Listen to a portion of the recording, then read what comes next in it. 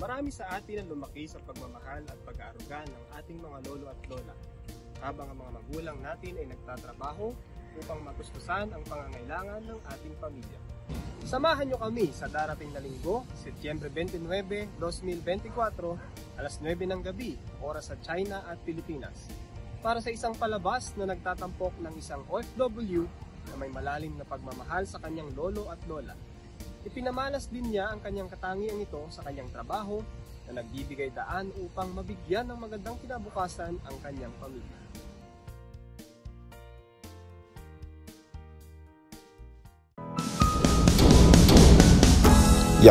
Sikan.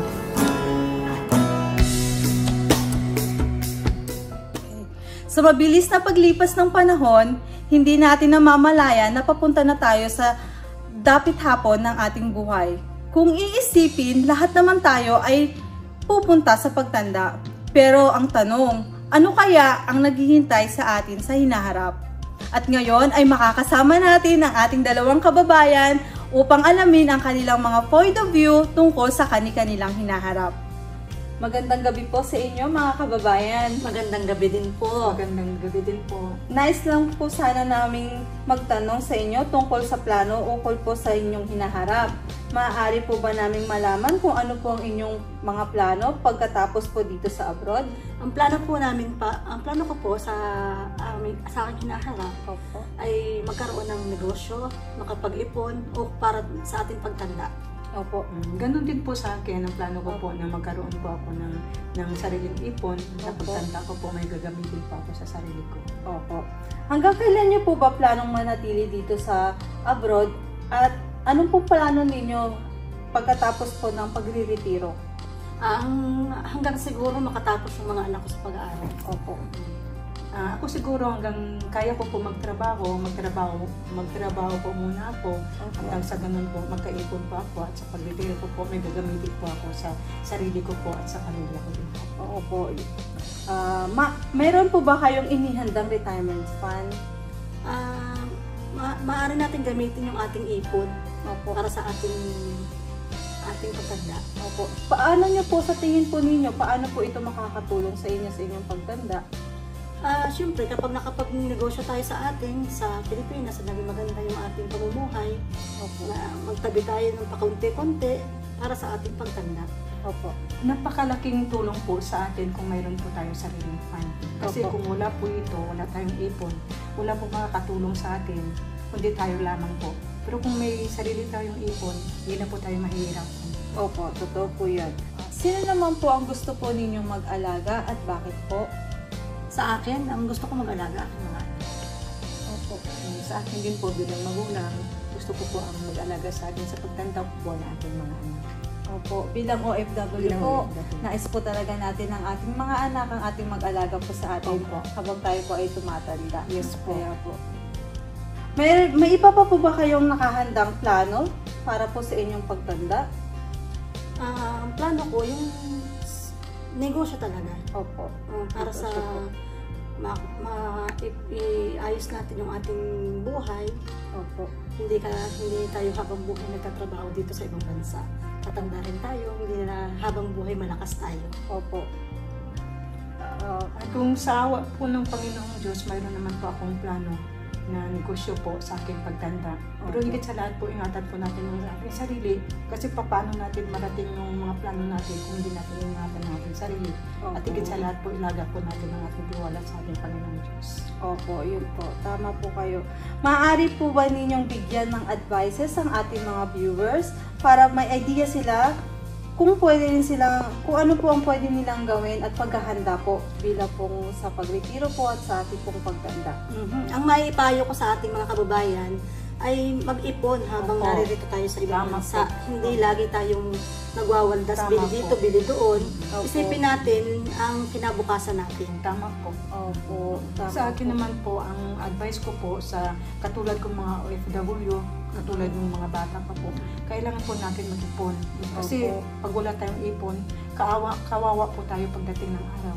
Kahit sabihin pa po natin na nakatulong tayo sa pamilya natin, pero hindi po sila makakatulong sa atin pag tayo na po nangangailangan. So kailangan po, ma-advise lang namin sa inyo, sa atin lahat na andito sa abroad, mag-ipon po. Hindi waldas dito, waldas doon. Kailangan mag-ipon din talaga.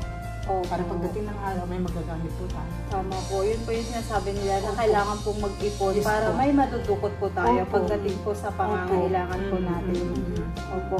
At bilang panghuling tanong po, paano po ninyo masasabi na handa na kayo sa mga gastusin sa pagtanda? At paano po ninyo ito paghahandaan sa ngayon? Sa ngayon nga, paghahandaan natin ito, makapag-ipon tayo ng paunti-unti. Opo. Habang pinag-aaral natin ang ating mga anak, magtatabi rin tayo para sa ating kinabukasan. Tapos kapag nakapagnegosyo na tayo sa Pilipinas, may makakatulong ito sa ating pagtanda. Opo, ganun din po. Tama po. Maraming salamat po sa inyong kababayan sa mga lessons po na inyo pong ibinahagi sa amin ngayong gabi. Ito po ay nakatulong sa aming mga kababayan na nanonood ngayon upang mapaghandaan din namin ang aming pagre-retiro at ang aming pagtanda. Muli, maraming salamat po sa inyo. Salamat din Salamat po. din po.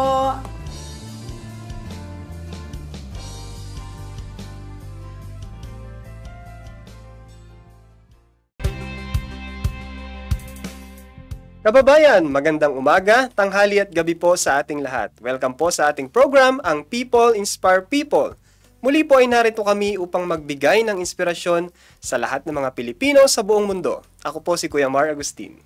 At ako naman po si Ate Casey Tuazon. Good evening po sa lahat ng ating mga kapwa OFW at sa live po na nakikinig at nanonood sa atin ngayon. Sana ay nasa maayos po kayong kalagayan. At nice din nating batiyan, Ate Casey, ang lahat ng bumati sa atin last week sa ating YouTube live chat. Binabati natin po. si Kuya Bernardo Bautista. Hello po, happy viewing dyan sa Ciudad de Victoria sa Bulacan. At syempre po, si Kuya Mario Oka. Ayan, good evening po dyan sa Pilipinas. Hello po sa inyo dyan sa Caloocan North. At si Ate Jolly Bermudez po dito sa Macau. Yes po, ito naman po mula kay Ate Catherine Perez. Hello po, dyan po sa Macau. Ang sarap bigkasin ng See You Soon Macau. Congrats, Kuya Harold. Ang galing naman po. At mula naman po kay Ate Ellen Novilla, maraming salamat po People Inspire People for inspiring episode for our kababayan OFW sa buong mundo. At mula po kay Ate Elenita, watching from Macau, hello po sa aking asawa at mga anak sa Pangasinan. At nice nating magpasalamat, Ate Casey, sa ating top 2 sites. Yes po. Ayan, ating mga kababayan dyan sa Bara at ating mga kababayan dyan sa San Malo. Thank you so much po sa inyong panonood at pagtangkilik sa ating programa. At syempre, babawi ang mga nasa sites ng Macau at Taipa. Maraming salamat po sa inyong mga pagbati. And Kuya Mar, tulad nga po ng ating napanood kanina lang po, Sayaw Seksigan. Tama ba, Kuya Mar? Tama po. Talaga naman, ang ating mga kababayan dito sa Macau ay hindi nawawaglit sa kanilang isipan na paghandaan ang pagtanda o pagretiro dito sa Macau. Tulad na lamang po ng pagkakaroon ng retirement funds. And yan, Kuya Mar, di-discuss nga natin ang tungkol sa retirement. Ano po bang plan niyo, Kuya Mar? Ayan, magandang topic natin for tonight, Ate Casey. Yes po. Ayan, syempre po, tama yung nabanggit kanina, kailangan natin yan. Meron tayong retirement funds. Halimbawa, makakapag-relax naman tayo panahon ng pagtanda natin. Meron tayong pondo sa ating pagtanda. Kasi kapag hindi tayo ready, syempre, medyo maghagilap din tayo ng ating pangailangan. Kailangan dapat natin paghandaan yan. Meron din tayong healthcare. Ayan, dapat sa aming pagtanda, Yan din po yung mga plans ko sa pagtanda. Na yan. Napakagandang plan po ninyo. Ikaw naman, Ate Casey, sa ikaw, pagsapit ng iyo pong pagtanda rin, ano po ang iyong plans naman? Ganun din po kayo, Mar. Mag-plan din po habang bata pa, di ba po? Marami pa tayong chance habang tayo narito pa sa mundo. Syempre, kailangan nating mag-plan din po para sa kinabukasan natin. Magkaroon tayo rin po ng retirement funds, gaya nga po ng sinabi po natin. Sino ang gusto mong mag-alaga sa iyo? Ayan, sa panahon ng iyong pagtanda. Syempre po, Kuya Mar, iba pa rin po yung pagmamahal po ng pamilya. So, syempre, pipiliin po natin ng pag-aalaga po from our family. Dito po kasi sa bansang Macau, they have their choices po, sa kanilang pagtanda. Yes po. Meron po yung binibigay ang part ng government sa kanila pang, I think, something funds po yun, or benefits. Pwede silang mamili saan nila dadalhin yung kanilang benepisyo. Ayan, sa kanila pong pamilya or sa kanila pong sarili. Yes po. They have their healthcare and sa mga retirement funds po na yan. Napakagandang plano din po ng gobyerno po dito sa Macau para po sa mga parents po nila, sa mga lalo na po sa mga matatanda na. Siyempre sa Pilipinas din, meron din tayong tinatawag na senior citizens. Ayan, pagsapit nila ng Mga 60 years old up, they have their benefits din po. At meron sila nakukuhang part ng sa government po na nagagamit din nila sa kanilang pang-araw-araw na pangangailangan. Yes po. Hindi po nahihirapan ang mga senior citizen po natin dyan din po sa bansang Pilipinas. Siyempre, they can enjoy their lives din naman po, no, sa kanila pong pagsapit sa ganinang edad. Yan. Aminin natin ang lahat naman po tayo ay pupunta sa ganyang ating pagtanda ng ating buhay. Kaya naman bilang isang OFW, mahalaga nating bigyan ng pansin ang ating pagtanda. Ganun pa man Casey na pag-usapan nga natin yung ganyang pagtanda. No? Dito sa bansang Macau, yun nga, kagaya ng nabanggit natin kanina. Sa mga namamasukan po dyan at sa ating healthcare, ay kaya naman po yan at sa kanila pong mga employer, ay may matatanda naman din po dyan. Yes po, that's right. Dito nga po sa Special Administrative Region or SAR po ng Macau. Yes po, ang dami pong benefits po na nakukuha ng mga local residents po dito. At sa lahat po ng ating viewers and listeners, especially po sa ating mga kapwa OFW na nag-aalaga po ng employer na elder or senior citizen, pwede nyo pong ibahagi ang inyong mga paraan ng pagmamahal sa matatanda. I-comment nyo lamang po sa ating YouTube live chat at babasahin po natin ito mamaya. Ayan, at very excited po kami na malaman ano po yung nyo pong comment ukol po dyan. Alamin naman natin, Ate Casey, kung gaano nga ba karami ang matatandang populasyon dito sa Macau. Sabay-sabay nating panoorin at alamin dito sa Chimchi.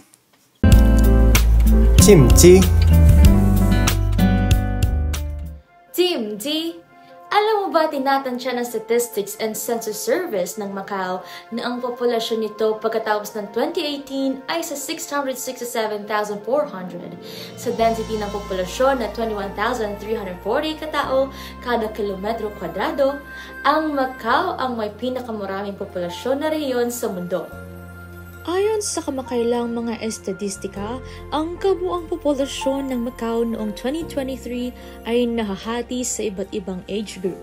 Ang age group na may pinakamataas na populasyon ay 35 to 44 na may kabuang 126.3%. Sinusundan ito ng age group na 25 to 34 na may 114.2% na nagpapahiwatig ng malaking bilang ng mga young adults sa populasyon. Ang age group na may pinakamababang populasyon ay 15 to 24 na may 72.6%, habang ang age group sa ibaba 15 ay may populasyon na 90.1%. Ang mga bilang na ito ay sumasalamin sa pagkakaiba-iba ng mga age groups sa Macau at ang potensyal na para sa mga intergenerational na pakikipag-ugnayan at pakikipagtulungan. Ang pagbabagong ito sa demografiya ng populasyon ay resulta ng pagtaas ng pag-asa sa buhay, pagbaba ng mga rate ng kapanganakan at pagdanda ng henerasyon ng baby boomer. Ito ay may makabuluhang implikasyon para sa pangangalagang pangkalusugan, panlipunang seguridad at mga patakaran sa pagre-retiro sa hinaharap. Habang patuloy na lumalaki ang matatandang populasyon, lalong magiging mahalaga para sa mga pamahalaan at lipunan ng Macau na tugunan ang kanilang mga pangangailangan at tiyakin ang kanilang kagalingan. Batay sa survey, ang bilang ng mga tagapag-alaga para sa mga matatanda sa Macau ay makabuluhang mas mababa kaysa sa kasalukuyang pangangailangan.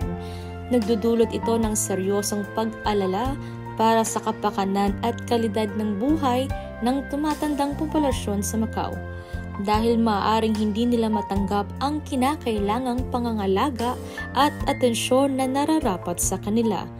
Kung walang sapat na tagapag-alaga, ang mga matatanda ay maaaring nasa mas mataas na panganib ng kapabayaan, pang-aabuso at hindi sapat na pangangalagang medikal. Ang agarang aksyon at solusyon ay kailangan para matugunan ang matinding isyong ito. Ang mga estadistika ng demografiya para sa buong taon at ika-4 na kwarter ng 2023, ang impormasyon mula sa Statistics and Census Service or DSEC ay nagpahiwatig na ang kabuuang populasyon ng Macau ay 683,700 sa pagtatapos ng 2023 ay tumaas ng 1.6% to 10,900 taon-taon. Pangunahin dahil sa pagtaas, ito ay 7,500 sa bilang ng mga hindi residenteng manggagawa na naninirahan sa Macau. Ang lokal na populasyon tumutukoy sa kabuuang populasyon na mas konti na mga residenteng manggagawa at hindi lokal na mga mag-aaral na naninirahan sa Macau ay umabot sa 571,200 sa pagtatapos ng 2023, bahagyang tumaas ng 0.1% taon-taon. Ang ratio ng dependency ng matatanda para sa lokal na populasyon ay tumaas ng 1.7% puntos sa 24.8%. Katumbas ng humigit kumulang 4 na matatanda na sumusuporta sa isang matanda. Bilang karagdagan, mayroong 204,400 kabahayan sa Macau, isang pagtaas ng 700. Gustong matuto ng higit pa tungkol sa populasyon, kultura at pagkakaiba-iba ng etniko sa Macau? Magkomento sa ibaba at bibigyan ka namin ng higit pang impormasyon at magkita-kita tayong muli sa aming susunod na episode ng DMD.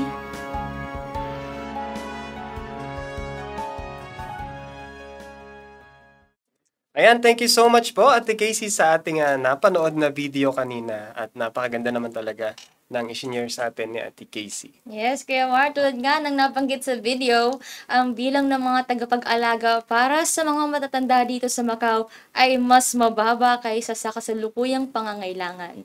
Pero meron din sa ating ilang mga kapwa Pilipino na ang kanilang trabaho ay sa home care.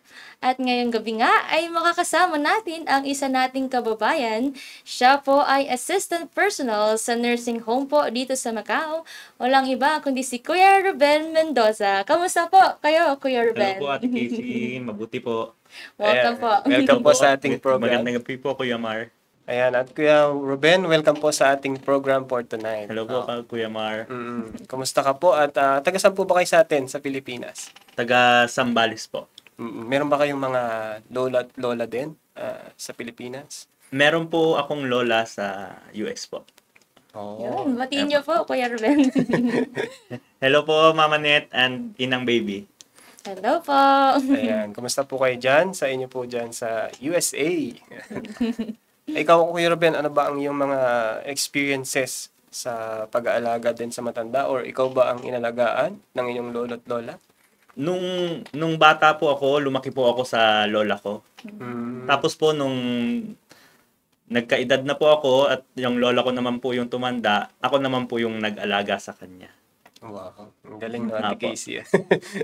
At syempre sa iyo pong experience na yan, dito naman tayo sa Macau, yung pong trabaho bilang healthcare personnel na po. Ano po ba ang schedule mo sa trabaho? Ano ang pasok mo? Bali, ang pasok ko po sa trabaho ay shifting po. May pasok po ako na 7 o'clock to 4 p.m. Meron din po akong 8:30 a.m. to 5 p.m. at saka meron pong 1 p.m. to 10 p.m. po. 3 shift po yung trabaho ko. Uy, so medyo hectic yung schedule ni Iba-iba po. ni Kuya Ruben, no, Ate Casey, no. At syempre, sa iyo pong trabaho na yan, no, ano ba yung daily routine mo po sa iyo pong trabaho, sa iyong ginagawa? Ang daily routine po namin ay nag-aalaga po kami ng mga matatanda. Kami din po ang in charge sa paglilinis po ng environment po ng hostel po namin. Tsaka dinidisinfect po namin lahat ng mga gamit po sa loob po ng hostel. At kami rin po yung nagpe-prepare ng mga pagkain. Nag-a-assist din po kami sa pagpapaligo, pagda-diaper, mga ganong bagay po. So, kumbaga parang all around po palang daily routine po ng ginagawa po ng Kuya Ruben po sa Yes work po po. ninyo. Opo. So, yan ba ay related sa iyo pong course? Sa iyo pong nung nag-aaral ka po? Masasabi ko pong related naman po siya sa aking course kasi po nakapagtapos po ako ng Bachelor of Science in Nursing at ngayon po ay nagtatrabaho po ako sa isang nursing home. Kaya related po siya sa aking natapos. Ayun, Ate Casey, so medyo at is sa kanya yun, medyo sanay na siya Yes, eh. Oo. At gaya ng nabanggit niya kanina, inalagaan din niya yung kanyang lolo. Yes po. Ayan, so talagang may apply po niya yan sa kanyang trabaho po ngayon. Opo. Dito ba sa Macau, gaano po ba ka-in-demand ang nursing home personnel? Ngayon po ay sobrang in demand po ang mga personal care workers po dito sa Macau. Dahil tumataas po yung bilang po ng mga matatanda po na mga residente dito sa Macau at mababa po yung bilang po ng mga personal care workers. Kaya mataas po yung demand po ng personal care workers po. So yung aging population dito Yes sa Macau medyo dumarami, no? So it's a good thing, no? Dahil nagkakatrabaho po yung atin pong mga kababayan Yes po. at mga OFW po na kagaya natin. Yun po, isa sa mga gusto pong magtrabaho po dito sa Macau. It's one of the in-demand jobs po pala ang nursing po sa isang home personnel dito po sa Macau. Home care po dito sa Macau. Napansin ko medyo malaki ang katawan ng Carobin eh. Opo. Isa po ba Kuya yung sa Ruben? requirement, Kuya Ruben? Hindi naman po, pero may mga advantage din po pag medyo po kasi may mga times po na magta-transferring po kayo ng mga pasyente or magbubuhat po kayo ng mga stocks. So advantage po yung medyo mas malakas po yung pangangatawan po. At yun nga, Kuya Ruben, bilang isang nursing home personnel, ano po yung mga struggle o hamon na kinakaharap niyo po bilang pag-aalaga niyo po sa mga matatanda? Bilang isang nursing home personnel po, ang mga struggle po na na-encounter po namin ay minsan po ang mga pasyente po namin ay nagiging mainipin na po sila, nagiging sensitive, tsaka madalas po nagiging bugnutin na rin po sila, tsaka irritable po. Tsaka minsan po may mga pasyente na rin po kami na makukulit, tsaka mahihina na po yung mga pandinig nila. Minsan tumataas na rin po yung mga boses. Minsan po ay nasasaktan tayo sa mga nasasabi at nagagawa po nila. Pero okay lang naman po 'yon dahil naiintindihan po naman po natin sila sa kanilang sa kanilang sitwasyon. Dahil nakikita ko po sa kanila yung lola ko po. Kasi lumaki po ako sa lola ko. Tsaka nandito po ako sa abroad, wala po akong relative po dito. Kaya sila po yung itinuturing ko na relative ko kaya hindi na po sila iba sa akin. Kaya ang ginagawa ko po sa kanila ko pinararamdam yung pagmamahal ko sa kanila. Grabe, nakaka-touch naman yun, Kuya Mar. At saka iyan din yung isang magandang katangian nating mga Pilipino, no? Yes, Talagang mapagmahal po tayo sa mga nakakatanda. Grabe ang patience ng Kuya Ruben sa kanyang mga inaalagaan. Ilang taon na po ba kayo sa inyong workplace po? Almost 5 years po, Ate Casey. Ganun kahabang pasensya ng Kuya Ruben Yes, sa po. mga inaalagaan po niyong mga pasyente. At syempre, gusto nating sabihin yung ganitong mga behavioral traits ng mga matatanda, mga elderly, ay normal lang po yan, Ate Casey, no? Yes, At po. dapat talaga natin silang unawain. Unawain. Tulad nga ng nabanggit ni Kuya Robin kanina, may mga pagkakataon sila na nasasaktan tayo as emotionally, yan. Medyo nakakaramdam tayo ng minsan ganun. Bakit nila nasabi sa atin? Yes po. Syempre, normal nga po ba ito? Ano po? So, aalamin natin yan. Ang pagbabago sa kalusugan ng tao kapag nagkakaedad sila. At ganun din po ba as psychological at social status. Panoorin po natin ang isa pong video na ito na i-take po natin, tatalakayin po natin ni Dr. JM po. Isa siyang internal medicine and specialist. And si Nurse Fabi Ismael po. She's a nurse naman po from Mental Health Nurse Education. Good day po sa ating lahat. Ako po si kapatid na John Martin Cruz, isa po sa mga host ng programang Health Matters dito po sa INC Radio. Ang ibabahagi po namin sa inyo ngayon ay patungkol po sa mga nangyayari po kapag tayo ay nagkakaedad na.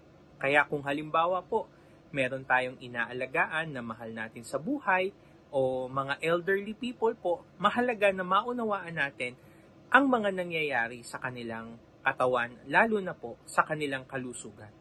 Tandaan po natin, isa sa mga pagbabago po kapag tayo ay nagkakaedad na ay yung tinatawag nating physical changes po. Nakikita natin yan sa kanilang itsura, maging ang kanilang mga movement ay naaapektuhan din po. Mahalaga po na dapat maingatan nila ang kanilang physical health. Lalong-lalo na po, alam natin, kapag tayo po ay nagkakaedad na, kapag minsan, meron na tayong nararamdaman na iba't ibang mga joint problems. Maaaring joint pains, o kung minsan nga po, nahihirapang igalaw ang kanilang mga joints, nababawasan ang kanilang mobility. Isa ito sa dapat na maunawaan natin. Sa mga nag-aalaga po ng mga elderly, tiyakin po natin na safe po lagi sila. Dahil maaaring nakikita natin silang malakas, kayang maglakad, kayang gumawa ng iba't iba pong mga activities, pero tandaan po natin, meron na po silang mga limitation. Importante po na masuportahan natin sila. Nais po natin ma-prevent ang iba't ibang mga injuries po, mga accidents po, kahit pa sila ay nasa tahanan lang po nila. Dahil ito po ay pwedeng mag-cause ng isang debilitating condition na dito po tuluyang maaaring maging bedridden o kaya po kinakailangan nasa wheelchair po sila, malilesen po ang activities na magagawa nila. At kung minsan ang recovery po ay totoong matagal. Kaya make sure po natin sa kanila na mga inaalagaan po natin ay nasusuportahan natin sila sa kanilang paglakad at nakakatulong din po yung tinatawag nating mga walking sticks po. Yung mga tungkod po, pwede po nilang gamitin yan. Makakatulong yan para dagdag suporta po sa paglalakad nila at paggawa ng ibang mga activities.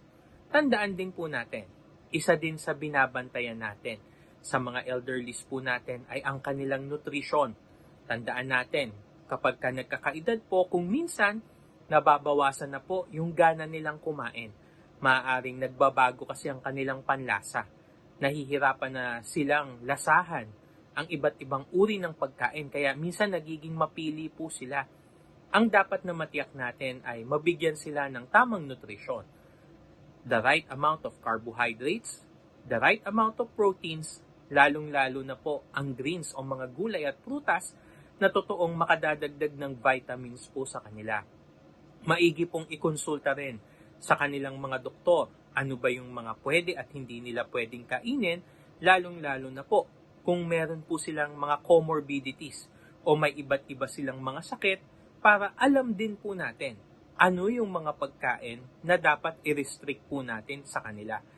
Makakatulong din po ang ilan sa tinatawag nating mga supplements, lalong-lalo na po ang mga vitamins and minerals na available naman po. Make sure po na natutugunan din natin ang iba't ibang mga laboratory tests na maaari pong makatulong din sa kanila para ma-detect ng mas maaga ang iba't ibang mga sakit. Kaya mabuti po na meron silang regular consultation, regular check-up sa kanilang mga doktor. Mahalaga na maingatan po natin sila. Maiwasan ang iba't ibang mga sakit na magpapahina po sa kanila. At sa kanilang mga nalalabi pang mga panahon kasama po tayo ay ma-enjoy pa rin po nila ang kanilang mga activities na paborito nilang gawin at maaari pa rin po nilang magawa ang iba't ibang hobbies na kinagisnan na po nila. Ilan lamang po yan sa mga maaari nating maitulong na recommendation po namin para sa mga elderlies po natin. At para sa mga karagdagang pang mga health information, patuloy tayong sumabaybay sa programang Health Matters dito po sa INC Radio. Kami po ay mapapakinggan at mapapanood tuwing alas 10:30 o 10:30 ng umaga hanggang 11:30 ng umaga, Philippine Standard Time. Samahan niyo po kami sa mga susunod naming discussion. Thank you so much po. Hanggang sa susunod po. Our social and emotional life does change as we age. Our social networks become narrow. As we age, we tend to invest more in meaningful relationships. Aging is often considered to be a challenging process during which our elderly lose their confidence and experience a loss of productivity. So our connection with others enables us to survive and thrive. Yet, as we age, many of our elderly are alone more often than when they were much younger, so leaving them more vulnerable to social isolations and loneliness. And as they go older, they encounter a lot of related health problems such as cognitive decline, depression, and heart disease. Fortunately, there are ways to counteract these negative effects for our elderly. One is for us to spend some quality time with someone who might not get a lot of visitors by planning a visit, or even better, try to plan to have a regular visits with our elderly. It is also common for people not to realize that stopping by a senior neighbor's house to see if they need support is a form of civil engagement. So simple things like helping them with cleaning, vacuuming, or other household chores can make the world of difference to our elderly. Most of us would like to think of our personality as relatively stable throughout our lives, but research suggests this is not the case. Our traits are ever shifting, and by the time we're in our 70s and 80s, we've undergone a significant transformation. So I'd just like to share some of the 5 main personalities and traits of our elderly. So the first traits that you notice is the matured type. So this is a group of elderly that tends to be stable. This kind of personality, they regard aging as normal. They are not pessimistic and has a sense of life. They have a sense of contentment, a sense of responsibility for family, and they tend to have good interpersonal relationship. The second personality and traits that are common for our elderly are what we call the rocking chair type. So they tend to be those that are passive, dependent on others, and has a tendency to voluntarily withdrawn, and usually has no more ambition. And the third type of personality of our elderly are what we call the armored type. So they are those that tend to be stubborn. They are proactive. They're quite independent. They're self-defensive and unwilling to accept old age. They diligently in activity and willingness to work, and they try to eliminate the fear of aging. The fourth type of personality for our elderly are what we call the angry type. They tend to be cynical and unstable. They often with hostile eye and unable to get out of one's own limitations, and leading to tragedy role. And the last one is the self-hatred type personality. So they tend to blame themselves. They tend to be lonely, pessimistic, thinks that elderly are useless or avoidable ways that sees death as a relief. So our personalities are linked to our well-being as we age. For example, those with higher self-control are more likely to be healthy in later life. So women with poor level of emotional regulations are more likely to experience symptoms during the menopause. And the degree of narcissism has been associated with higher rates of loneliness, which itself is a risk factor for an earlier death. Greetings with my kababayans! Hello po mga kababayan! Welcome po sa ating Greetings with my kababayan. Ako po ang inyong host, si Ate G, at nandito po tayo ngayon sa Sanada Square na matatagpuan po natin ang ating mga kababayan. At pababatiin po natin sila sa kanilang mga mahal sa buhay, sa mga kaibigan at mga katrabaho. Kaya, let's go! Kamusta po kababayan? Bati po tayo sa ating mga mahal sa buhay sa Pilipinas. Sa ating segment na Greetings with My Kababayan. Hello po sa family ko sa Iloilo, sa Bohol, sa Negros Occidental.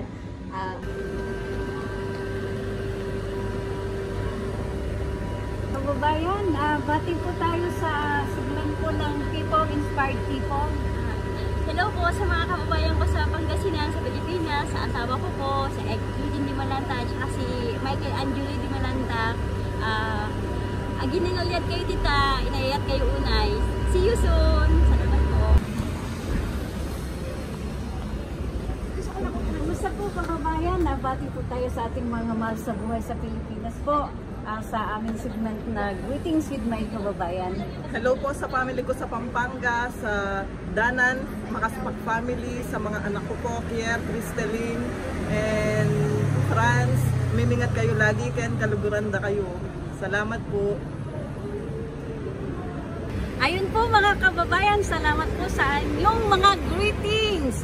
Kaya manood po tayo lagi ng People Inspired People tuwing Sunday po, alas 9 po ng gabi. Greetings with my kababayan!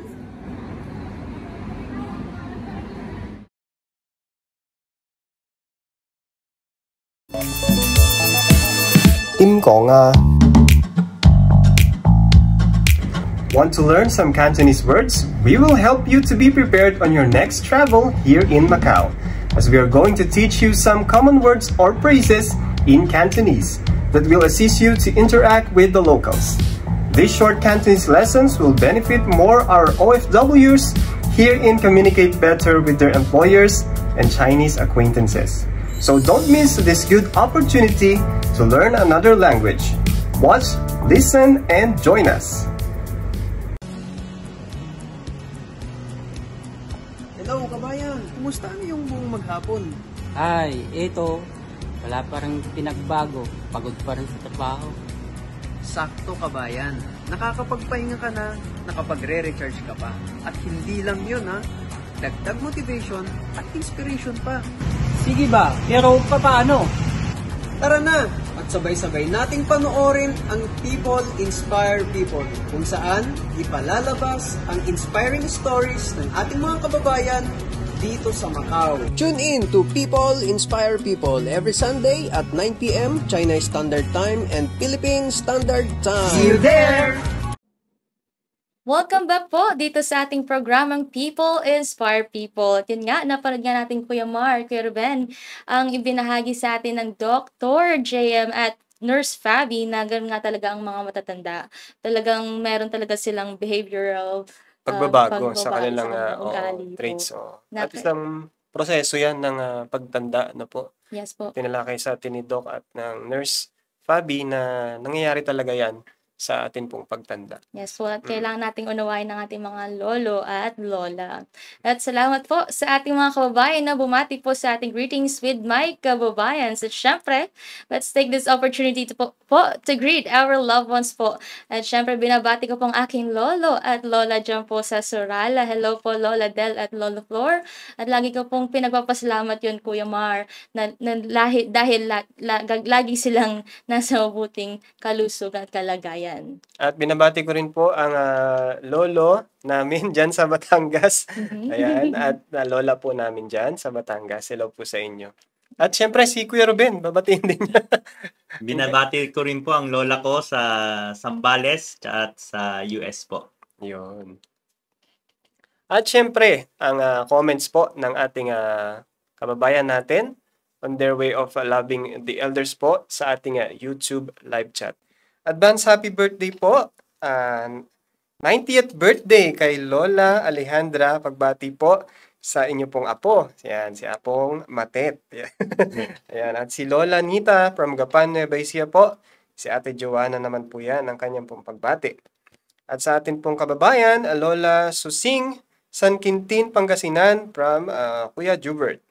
Lola Cristeta Sanhil po from ating kababayan Kuya Jos Sanhil. At Lolo Lito, dyan po sa Nueva Ecija, belated happy birthday din po sa inyo. At meron pa tayong ibang kababayan. Yes po, umabot po si Kuya Sean. Binabati po niya ang kanyang Lolo David at Lola Gladys. Diyan po sa Tinajeros. Yan po, Kuya Mar. Meron pa po tayong mga karagdagang tanong po para sa ating guest for tonight. Ano po bang mga aral sa buhay ang gusto mong ibahagi para sa mga kasama po nating OFW na may kaugnayan po sa topic natin ngayon? Sa mga nais po na maging assistant personal worker po, wag po nating kalilimutan na kahit iba man po ang lahi ng ating mga pasyente, ay dapat pa din po natin silang intindihin at respetuhin. Dahil tayo din po ay darating sa ganitong sitwasyon ng ating buhay, kaya dapat iparamdam po natin sa kanila na mahal po natin sila. At paano ba natin ipaparamdam sa kanila na yung pagmamahal natin, Kuya Ruben?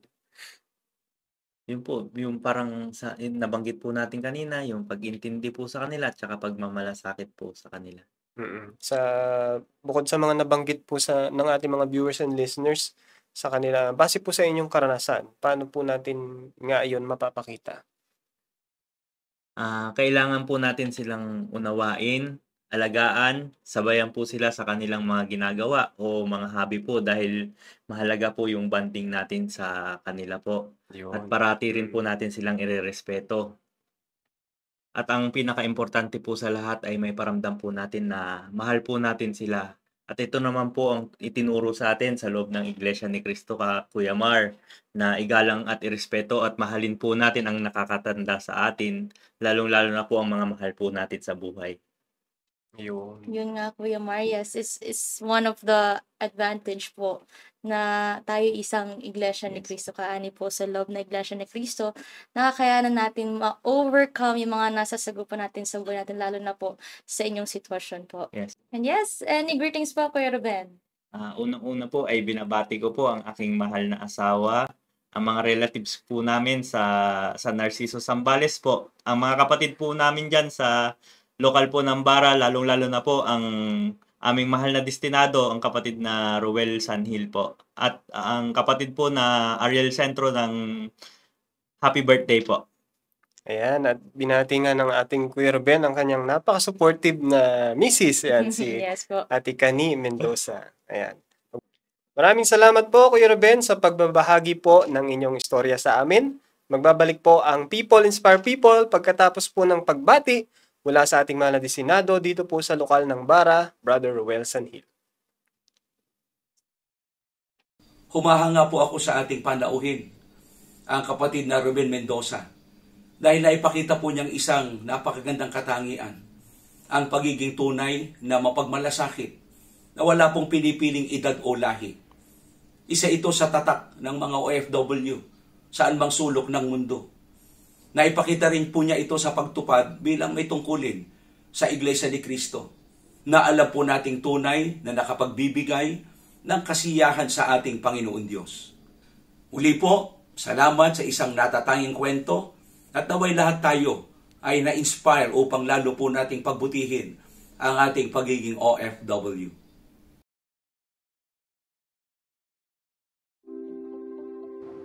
Ito ay isang show na nagtatampok ng ating mga kababayang OFWs mula sa iba't ibang larangan ng hanapbuhay na maglalahad ng mga kwentong hindi lamang magpapasaya, kundi kapupulutan pa ng aral kung paano nila nalampasan ang lahat ng mga pagsubok na dumating sa kanila. Ang kanilang mga karanasan ay magsisilbing inspirasyon sa atin na patuloy ding lumaban sa kabila ng lahat ng mga hamon ng buhay at problema ang ating kinakaharap. Bukod sa natatanging kwento, ang programa ay naglalaman din ng iba't ibang segment na magpapasaya at maghahatid ng mga impormasyon sa mga manonood at makikinig. Ito ay isang one-stop show na naglalayong magbigay ng pagpupugay sa lahat ng OFW sa buong mundo. Kaya ano pa ang hinihintay mo, kabayan? Imbitahan mo na ang iyong mga kaibigan at mahal sa buhay at sama-sama tayong manood ng People Inspire People. Huwag palampasin ang mga upcoming episodes at laging tumutok sa programa tuwing linggo ng 9 to 10 p.m. China Standard Time and Philippine Standard Time.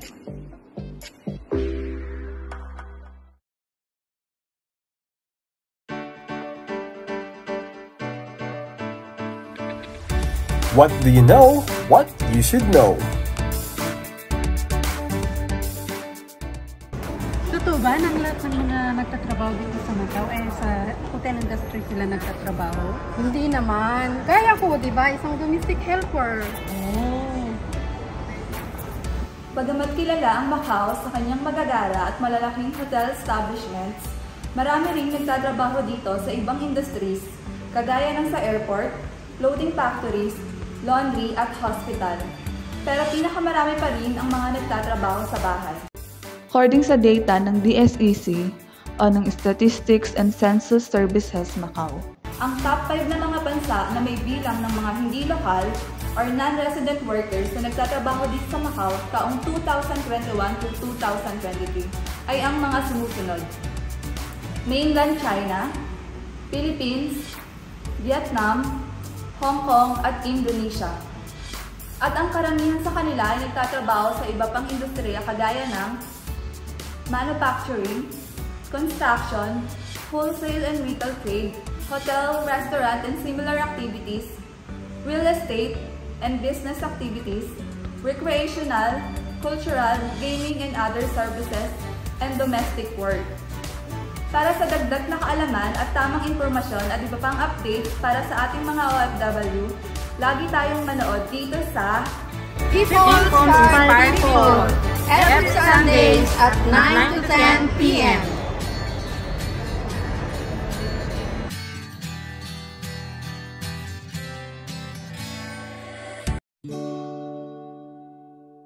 Nagbabalik po ang People Inspire People. Salamat po, Brother Roel Sanhil. And for our most active sites, mula po sa Bara and Macau. Congratulations po!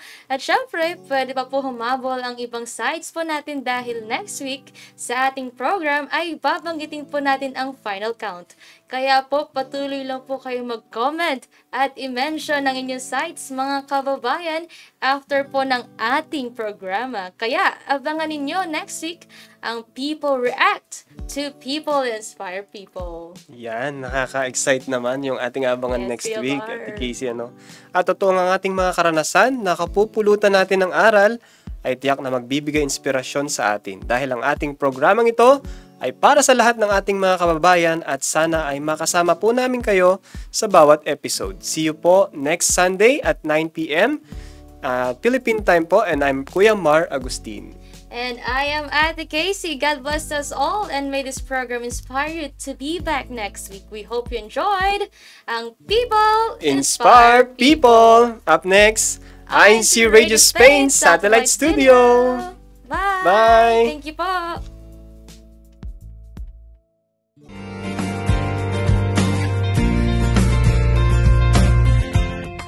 Overseas Filipino worker ka ba? May plano ka maging isang OFW? Baguhan ng matagal ng OFW? Pamilya ng OFW? Para sa iyo ang programang ito ang People Inspire People! Every Sunday from 9 p.m. to 10 p.m. Philippine Standard Time.